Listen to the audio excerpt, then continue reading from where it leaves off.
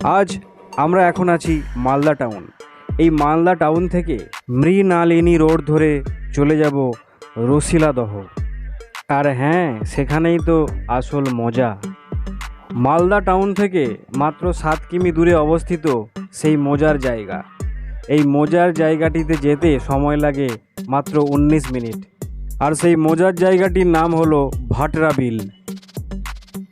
সমুদ্র দেখতে কার না ভালো লাগে, আর সেই কারণে অনেকেই ছুটি পেলে পাড়ি দেন সমুদ্রে। পাহাড়ের থেকে অনেকেরই পছন্দের তালিকায় রয়েছে সমুদ্র। তবে সমুদ্র বলতে প্রথম যে দুটো নাম সবার আগে মাথায় আসে সেটা হলো দীঘা আর পুরী। কম দিনের ছুটি পেলে অনেকেই ডেস্টিনেশন হয়ে যায় এই দুটি জায়গা।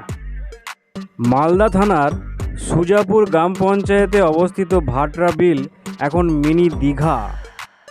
সমুদ্রের মতোই তীব্র জলের স্রোত দেখে অনেকেই অনুভব করছে সমুদ্রকে কিছুটা দুধের স্বাদ ঘোলে মেটানোর মতোই অবস্থা।